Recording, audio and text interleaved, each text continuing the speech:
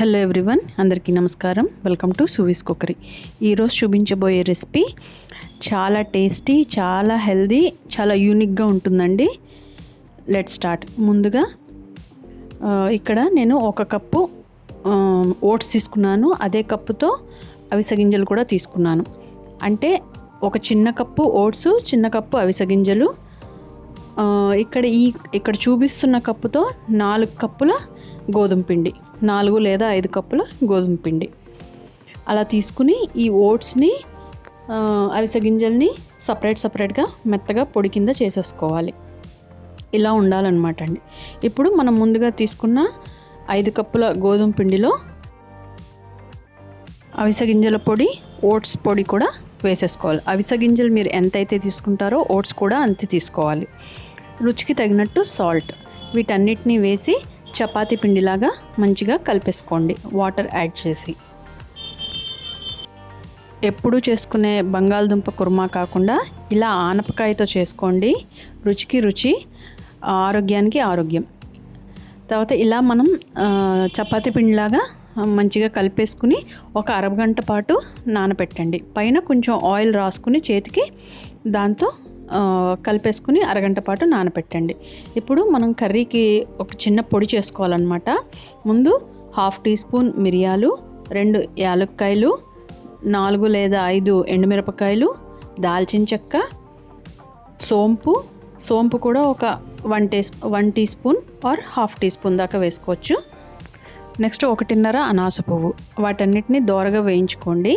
Next 2 లేక 3 table స్పూన్ల oil తీసుకోవాలి. నెక్స్ట్ అల్లం వెల్లుల్లి పేస్ట్ కింద చేసుకుని దాన్ని ముందుగా వేసుకుని, తర్వాత ఒక పెద్ద ఉల్లిపాయ సన్నగా తరుక్కున్నానండి, దాన్ని కూడా మనం నూనెలో వేసి కాస్త సాల్ట్ని కూడా యాడ్ చేసి చక్కగా మగ్గించుకోవాలి. ఇక్కడ ఉల్లిపాయలు అనేవి మరీ ఎర్రగా అవనవసరం లేదండి.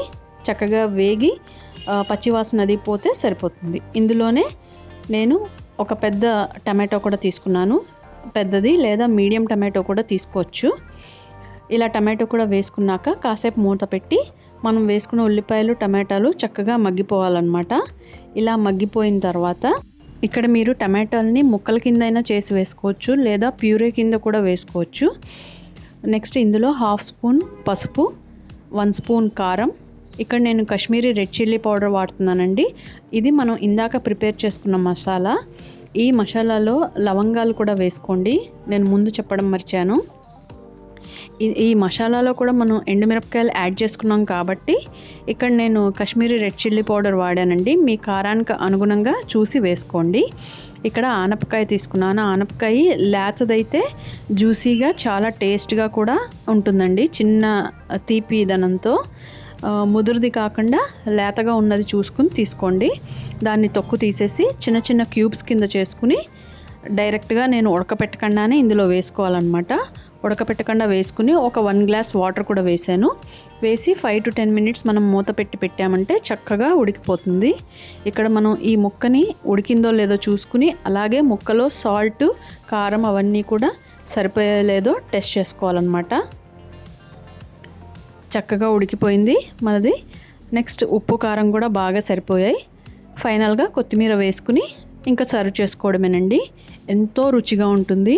మామూలుగా బంగాళదుంప కర్రీ కన్నా ఇదే అస్తమానం చేసుకుని తినాలని అనుకుంటారు, అంత బాగుంటుందన్నమాట.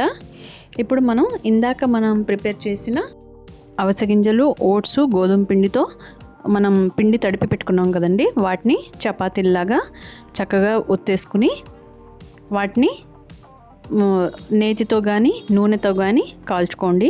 ఇక్కడ ప్లాంట్ బేస్ డైట్ నేను చేస్తున్నాను కాబట్టి నేను ఆయిల్ని యూజ్ చేశాను, అది కూడా తక్కువగా. నేతితో, బటర్తో కాల్చుకుంటే మరింత రుచిగా ఉంటాయన్నమాట.